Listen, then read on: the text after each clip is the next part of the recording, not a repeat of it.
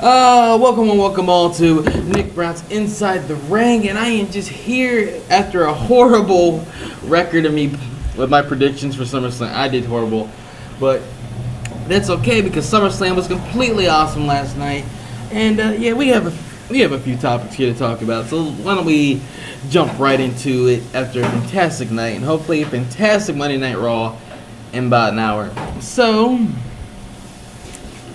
Alright, first we have Sasha Banks removed from live events. Like, does this have something to do with her losing the title last night? I mean, that was shocking. Like, I thought there was no way she was going to lose it. And she lost it. But she's been removed from live events for Monday Night Raw. And her next live event she will appear on is like 33 days from now, September 23rd. So... wow.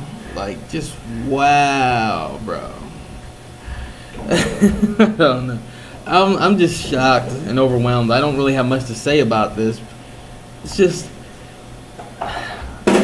why, though? I just like to know why. But not much is known. If I find out why, I would definitely come right back and cover that. Whatever's available at the time. Alright, the next one, the Dudley Boys. The Dudley Boys are going to end their career on Monday Night Raw tonight. This was even reported on Monday Night on WWE.com for Monday Night Raw tonight. The Dudley Boys are going to retire. The thing is, this has happened before.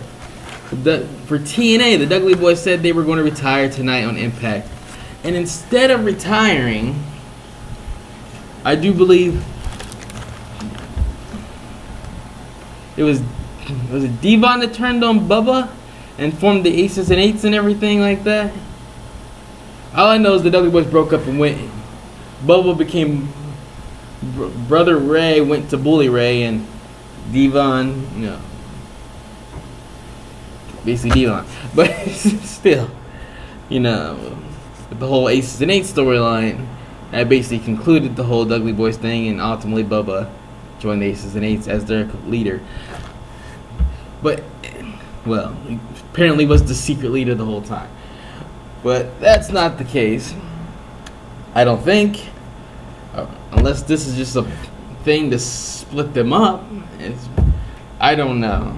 Or it could be legit retirement. If so, I've enjoyed the Dudley Boys since the Attitude Era. I grew up to the Attitude Era. I've been there, done that, seen that.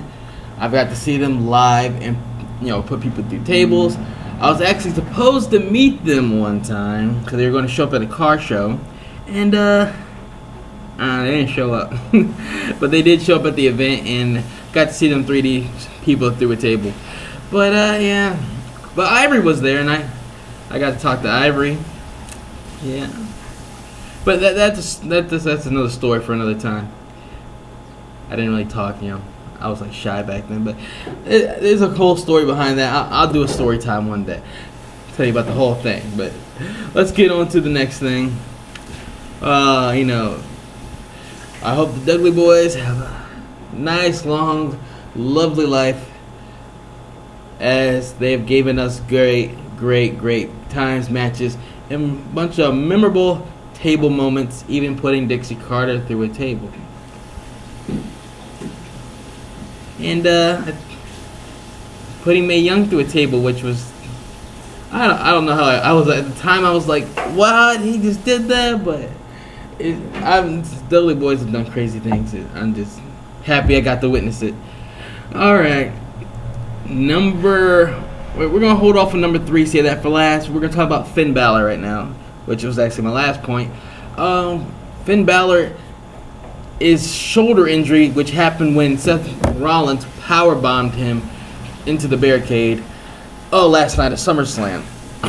Now, WWE is still waiting back to hear test results, but they're actually pretty scared right now because it could require surgery. And that may, stop the whole plans with Finn Balor, which would really suck at this point. Because he just won the Universal title, and he's supposed to be your new face of the new era, with the Universal Championship on Monday Night Raw, and he gets injured. It's like, dang, that's no luck. maybe it's a sign that it's just Roman's time. You know, it just could be, but nah, I'm just. Or it just could be Finn Balor just very unlucky. Because if it needs surgery, that's probably going to put him out for months, and he's going to have to relinquish the title, which would really suck. And at this point, that would be the Daniel Bryan curse. I mean, Daniel worked hard, finally getting the title, and then boom, he gets hit with an injury. And it's like, dang, can he catch a break? And then he comes back. He captures the Intercontinental title. But yeah, he basically has to go out again and relinquish that title.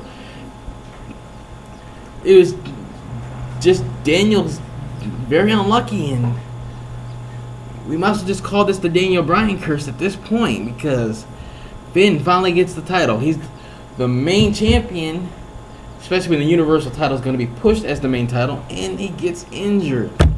It's just, hopefully he won't need surgery, and hopefully he'll be able to keep the title and retain it. But nothing is for certain yet. We're still waiting for them test results, but as soon as I know, I'll let everyone else know. Yeah. I just hope for the best for Finn Balor. Alright, Randy Orton update here. Now, these next two basically tie in with each other, this whole thing. It's about Brock Lesnar and Randy Orton. Okay, the first part, Randy Orton. I guess he's pretty banged up, obviously. It's unsure that if he'll even appear on SmackDown this Tuesday, which is tomorrow. And it's uncertain how long he'll be out, if he's... So... Yeah, he took, 10 staples, I do believe? And that is a lot. And speaking of the match, it's very unsure at this moment if that was even planned to happen, which is crazy. And if it was planned, it'd be unlike the new WWE of the PG era on how this is. Because if you grew back in the Attitude Era, yeah, you could expect something like this, but the way WWE's been doing it, and especially how strict they really have been with the no blood thing, that it's been considered that Brock may have gone off on his own there, and it wouldn't have been the first time he would have done something like this, and just decided to bust Randy Orton open, which hopefully that he discussed it with Randy Orton before he went and busted him open, and Randy's like, oh yeah, sure.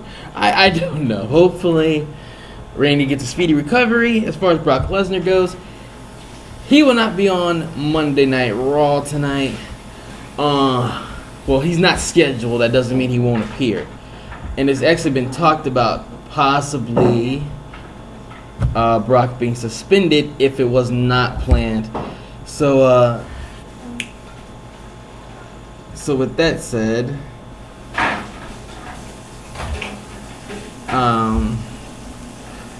there's not really much I can say. I mean, that was just brutal last night. I mean, it speaks for itself.